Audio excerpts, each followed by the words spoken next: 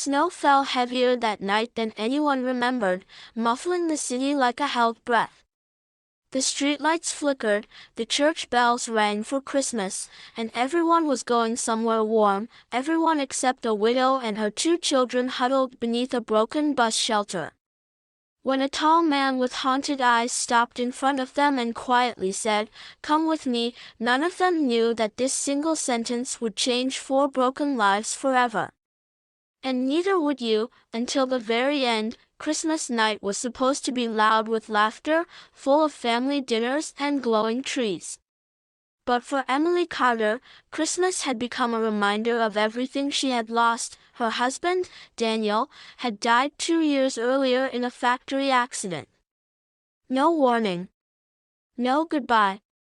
Just a phone call and a world that collapsed in seconds. Bills followed grief, eviction followed bills, and pride followed nowhere.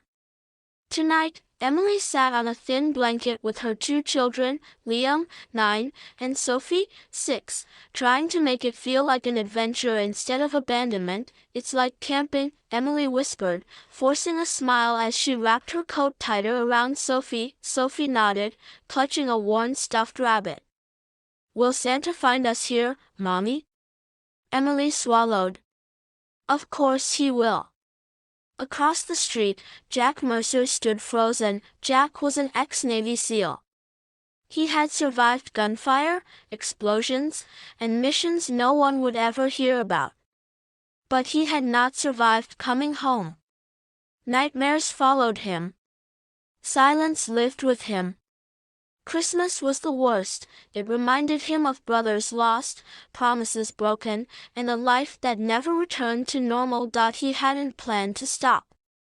He never planned to talk to anyone. But when he saw the children shivering, something cracked inside him. Jack walked closer. Emily stiffened immediately, fear flashing across her face. She pulled the kids closer, instinct sharper than hunger. "I'm not here to hurt you," Jack said gently, hands visible. His voice carried calm, trained under fire. "It's freezing. You shouldn't be out here." Emily's pride rose like armor. "We're fine." Jack looked at the kids. Their shoes were soaked. Their lips were pale. "No," he said quietly. "You're not." Silence hung between them, heavy and dangerous. Jack reached into his coat and pulled out a small paper bag. Inside were 2 hot sandwiches he had just bought, and a single, cheap Christmas ornament. He had planned to leave it on a grave. Instead, he knelt and handed the food to the children. Liam hesitated. Emily nodded. They ate like they hadn't eaten all day, because they hadn't. Jack stood, heart pounding harder than any mission briefing. He didn't know why he was doing this. He only knew he couldn't walk away. "There's a place," he said after a long moment. "Warm. Safe." Emily looked up, suspicion mixing with exhaustion. "Why would you help us?" Jack's jaw tightened. "Because once, a stranger helped me when I didn't deserve it. And because tonight, no one should be alone." He took a breath and said the words that would change everything. "Come with me." Emily looked at her children. At the dark street. At the man whose eyes carried pain, but not cruelty, and for the first time in years, she took a risk. Jack's apartment wasn't fancy.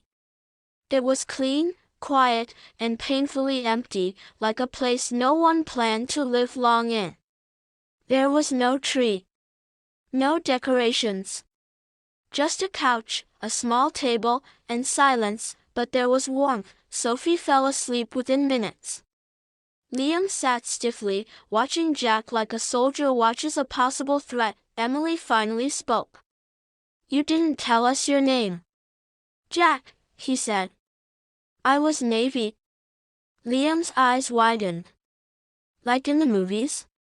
Jack gave a small smile. "Not like the movies." Over hot soup, Emily told her story. Not all at once. It came in pieces, like grief always does. Jack listened without interrupting. He didn't try to fix it. He didn't offer false hope. He just stayed. Later that night, when the kids slept, Emily noticed something on Jack's wall, a folded American flag in a glass case. "Someone you lost?" she asked. Jack nodded. "My team. My family." Silence again, but this silence was different. Over the next days, then weeks, Jack helped Emily find work. He called old contacts, swallowed his pride, and fought a different kind of battle. Emily worked harder than she ever had. The kids laughed more than they had in years, and Jack started sleeping through the night. One evening, close to the next Christmas, Sophie tugged on Jack's sleeve. "Are you coming with us forever?" Jack looked at Emily. She looked back, hope trembling between fear. "I don't know about forever," Jack said slowly. "But I'm not going anywhere." That Christmas, there was a tree. Cheap.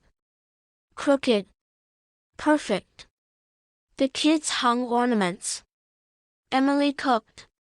Jack placed that same ornament, the one he meant for a grave, on the highest branch, because sometimes the bravest mission isn't war, it's choosing to stay. That night didn't just save a widow and her children, it saved a man who thought he was already lost. And maybe, just maybe, it reminds us that one small act on a cold night can become someone else's forever. If this story touched you, remember, be the reason someone believes in tomorrow.